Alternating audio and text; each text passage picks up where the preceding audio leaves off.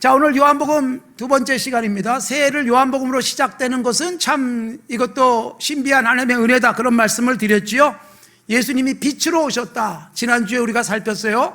그리고 2023년을 환한 빛으로 열어주시는 줄로 믿습니다. 자, 오늘은 지난주에 이어서 그 빛으로 오신 예수님을 만나면 어떻게 되어지는가, 앞길이 어떻게 환하게 열리는지 우리가 함께 살펴보도록 하겠습니다. 여러분, 요한복음의 재밌는 특징 중에 하나가 베드로로 시작해서 베드로로 마감이 되어지는 것입니다. 1장이 시몬 베드로가 예수님 앞에 처음 만나는 사건을 기록하고 있고, 예수님이 그 시몬의 앞길을 활짝 열어주십니다. 그리고 마지막 장 21장도 역시 베드로 이야기가 아주 중요하게 자리 잡고 있습니다. 그래서 21장에는 1장에서 시몬의 이름을 베드로로 바꿔주셨는데 21장에서는 시몬아 시몬아 시몬아 계속 옛날 이름으로 불러주세요.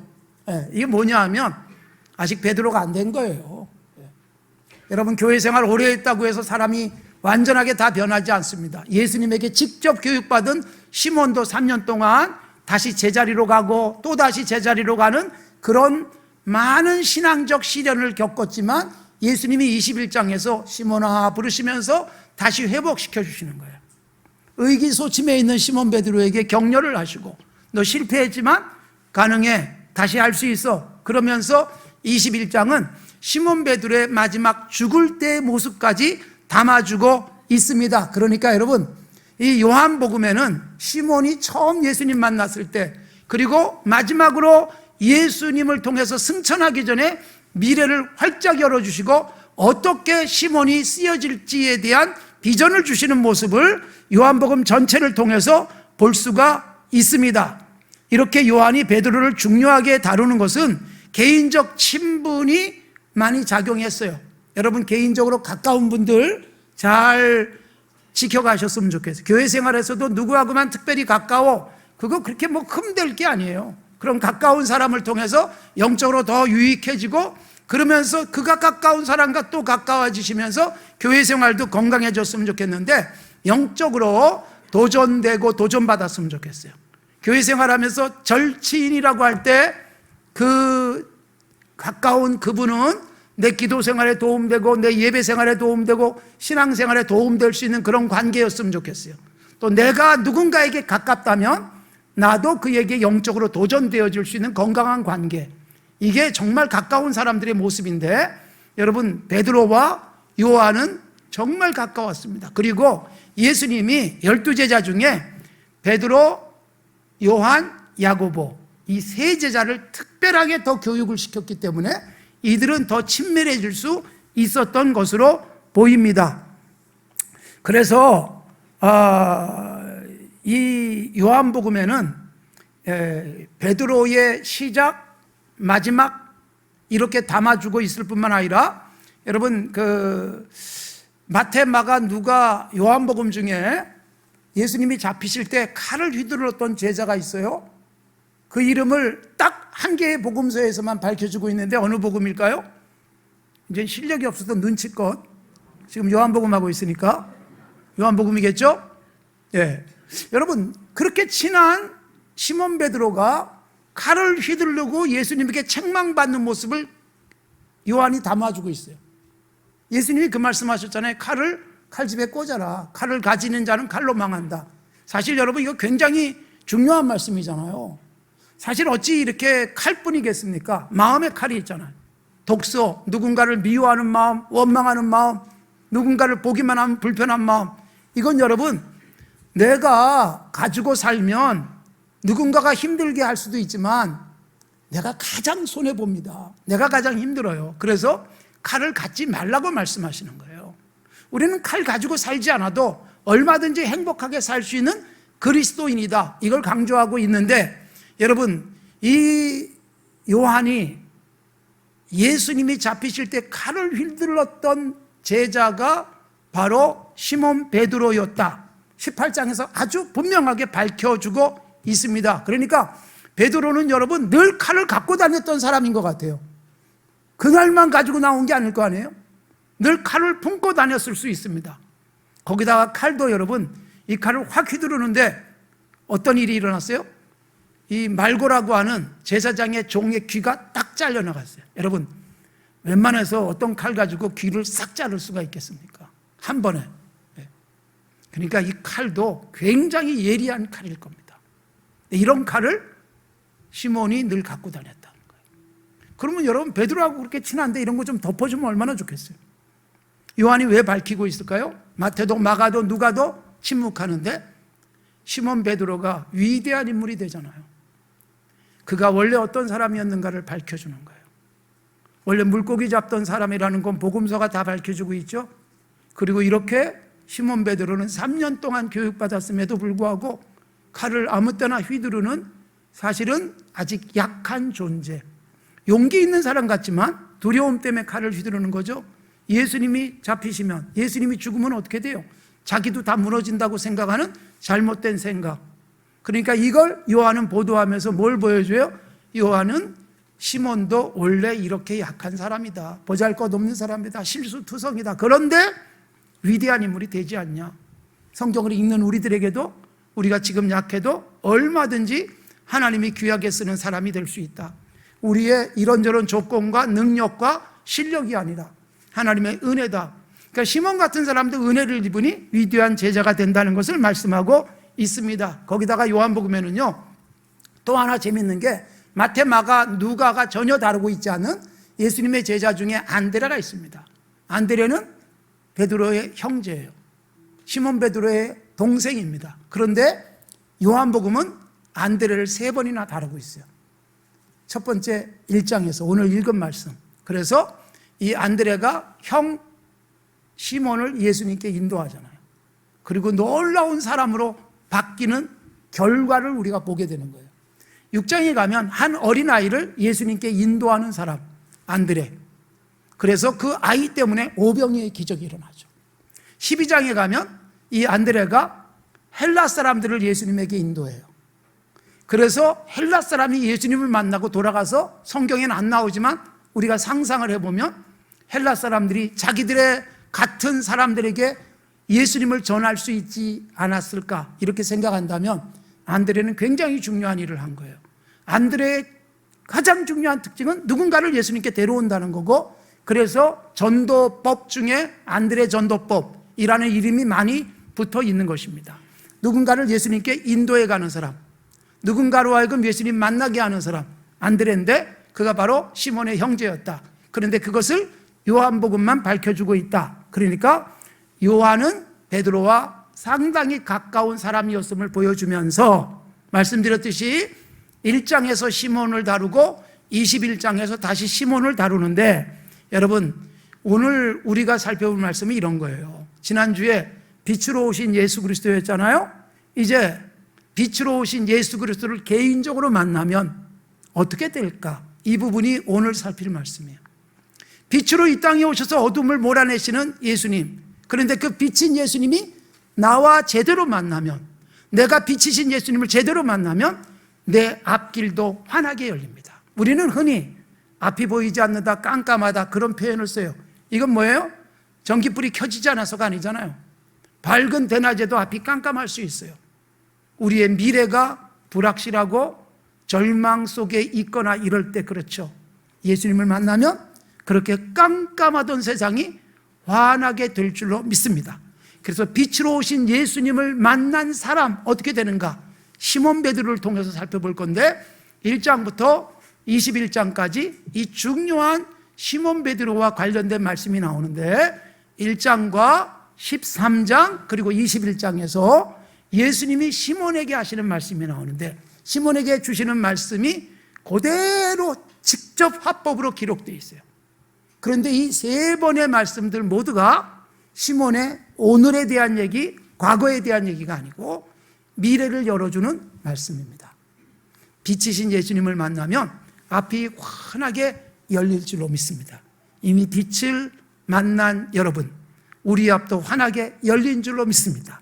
그런 내가 누군가에게 예수님을 빛으로 만나게 만들므로 누군가에게도 빛이 환하게 비춰져서 앞길이 열리는 복이 있기를 바랍니다. 자, 오늘 본문 안드레가 먼저 예수님을 만났어요.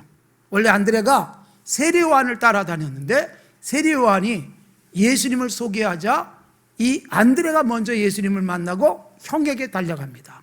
그러면서 히브리 사람에겐 다 알려진, 이스라엘에겐 알려진 기대하던 메시아가 이분이다라는 것을 깨달은 바로 안드레가 형에게 달려가서 말합니다. 형, 메시아를 만났어.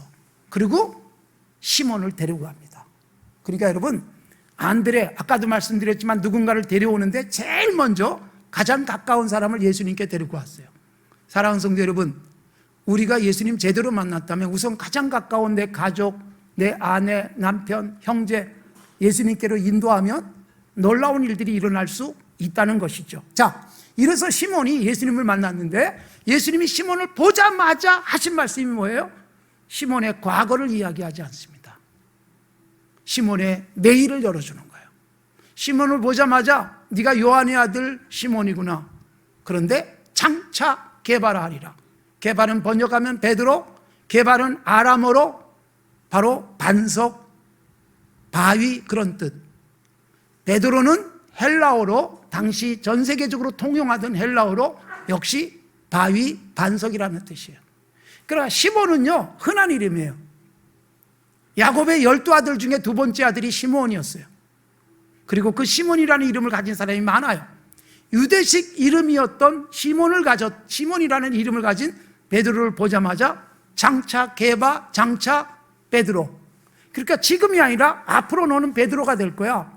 여러분, 시몬이라는 이름에서 헬라식 이름으로, 그래서 당시 지중해 세계에 통용되고 있는 헬라어의 그 이름을 지어줌으로 말미암아 시몬 베드로가 누구에게 가든 접근이 가능하도록, 단순하게 유대인이 아니라 어디서나 시몬 베드로는 자기 이름 베드로를 이야기하면서 복음을 전하기가 쉬워지는 이름을 주신 것입니다. 자, 여기서 보십시오. 너는 베드로다. 이제는 베드로라고 할 것이다. 그 말씀을 주셨어요. 시몬 베드로는 장차 게바가 될 것이다. 베드로가 될 것이다. 여러분, 예수님을 만나니까, 빛이신 예수님을 만나니까 앞이 활짝 열렸습니다. 그 다음에 13장에 보면 7절에 예수님이 시몬 베드로에게 또 이런 말씀을 하셨어요. 예수님이 이제 못 박혀 죽기 전에 제자들의 발을 씻어주세요. 그때 시몬 베드로가 굉장히 당황했습니다. 아니, 주님이 우리 발을 씻어주시다니요. 그때 예수님이 하신 말씀, 내가 지금은 알지 못하지만 이후에는 알리라. 무슨 말이냐면 시몬 베드로가 예수님이 발 씻어주는 의미를 모르는 거예요. 그런데 예수님이 야, 이 녀석아, 3년 동안 내가 너를 가르쳤는데 아직도 이걸 모르냐라고 책망하지 않습니다. 너는 정말 희망이 없다, 그러질 않으셨어요.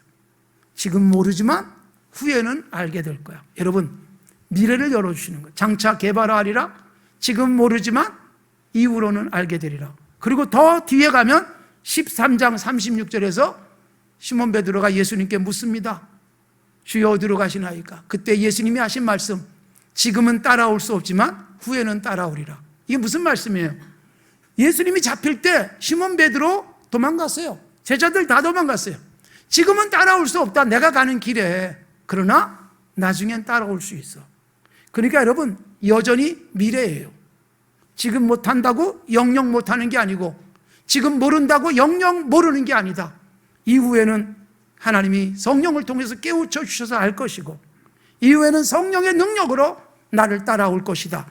이렇게 희망을 주신 것입니다. 여기다 더하여 21장, 여기서 여러분, 예수님이 부활하시고 난 다음에 갈릴리에서 제자들을 만나요.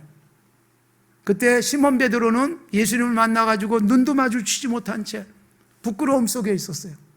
예수님을 3번 모른다고 부인했던 시몬 베드로에게 예수님이 묻습니다. 시몬아, 네가 나를 사랑하느냐?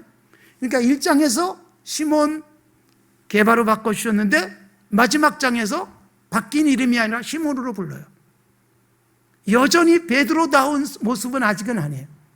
그래서 시몬이라고 부르면서 나 사랑하니? 3번 사랑 고백을 하게 하시고 내 양을 먹여라. 그래서 시몬 베드로의 사명을 회복시켜 주시고, 그 다음에 주신 말씀이 21장 18절이에요. 내가 진실로 진실로 네게 이르노니 네가 젊어서는 스스로 띠를 띠고 원하는 곳으로 다녔지만 나이 많아 늙어서는 내가 팔을 벌리리니 누군가가 내게 띠를 띄우고 원하지 않는 곳으로 데려가리라.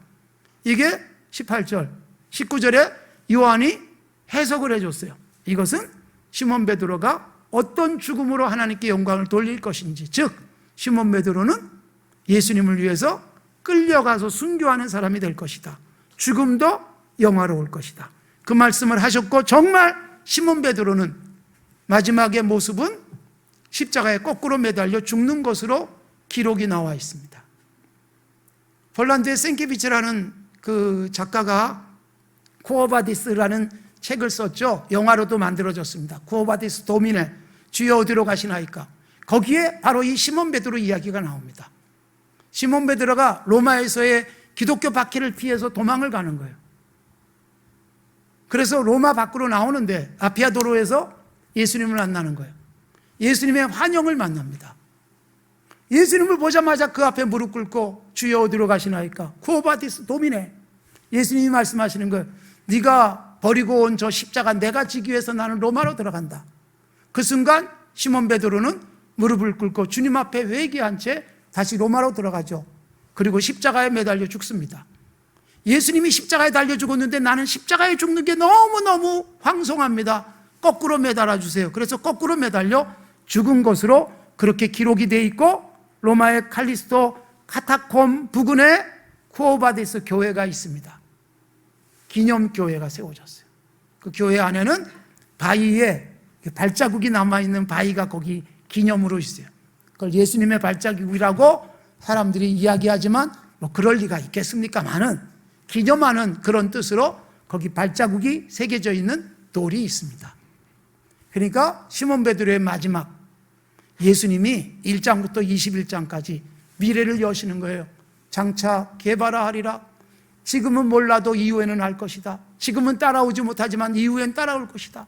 젊어서는 마음대로 다녔고 여기저기 다니면서 복음을 전했지만 나이 많아 죽을 때가 됐을 때 너는 누군가에게 묶여 끌려가서 순교해서 영광스러운 죽음을 맛보게 될 것이다. 그러니까 여러분, 빛이신 예수님을 만난 사람의 앞길이 활짝 열리는 거예요. 사랑하는 성도 여러분, 우리의 미래도 예수님 만나야 열리는 거예요. 우린 자녀들이 공부 잘해가지고 또 좋은 환경에서 좋은 교육 시켜가지고 미래가 열리기를 바라고 그리고 기도하고 있지만 정말 중요한 것은 예수님 만나는 거예요. 아무리 좋은 교육을 받았어도 예수님 만나지 않는 한, 빛이신 그분을 만나지 않는 한 여러분 앞길이 열리기가 어려워요. 빛은 여러분 그래서 지혜 이런 것의 상징이에요. 철학, 바로 등불 이런 상징이잖아요. 그러니까 예수님이 지혜의 왕이시고 지혜이신 그분을 만나면 길이 열리고 어디로 가야 될지를 분별할 수 있게 되는 거예요. 예수님이 미래를 열어주잖아요. 빛이신 예수님을 만난 우리도 우리의 내일이 활짝 열린 줄로 믿습니다. 그래서 지금까지 달려오셨고 이제 우리가 죽는 그날에 우리는 죽는 것이 아니라 영원한 그 세계로 돌아가는 기쁨과 감격의 날이 될 줄로 믿습니다. 미래가 열리는 거예요. 그래서 여러분, 예수님이라는 빛을 만난 사람들이 가만히 있질 않았어요. 이 빛을 누군가에게 또 전하고 싶었잖아요. 그래서 우리나라에 선교사들이 들어온 거예요. 1866년에 토마스 선교사가 27살에 들어와서 순교합니다. 그가 던져준 쪽복음으로 박준건이라는 장로님이 생깁니다. 1885년 4월 5일 날 26살의 언더우드 선교사, 27살의 아펜젤러 선교사가 들어옵니다. 그들의 입항을 기념하는 동상이 제물포에 가면 있습니다. 거기 보면 아펜젤러 선교사는 부부가 같이 들어와요. 결혼하고 막 들어왔기 때문에. 그런데 아펜젤러 선교사의 아내의 동상을 보시면 배가 불러 있어요. 뱃속에 아이를 갖고 온 거예요. 여러분, 그 당시 배를 타고 조선 땅에 오는 게 목숨을 거는 일인데 임신한 몸으로 온 거예요.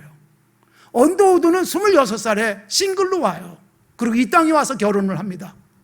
여러분, 그런 분들이 우리에게 빛을 안겨준 거예요. 23살에 헐버트 선교사가 이 땅에 들어와서 이 땅에 영어 교육 그리고 한글 교육, 여러분 그분은 조선 사람보다 더 조선을 사랑한 사람으로 알려져 있고 한글을 너무나도 사랑해서 한글의 띄어쓰기 이런 것들은 다 그분이 만들었고, 아리랑 악보를 만들어낸 사람도 헐버트였습니다.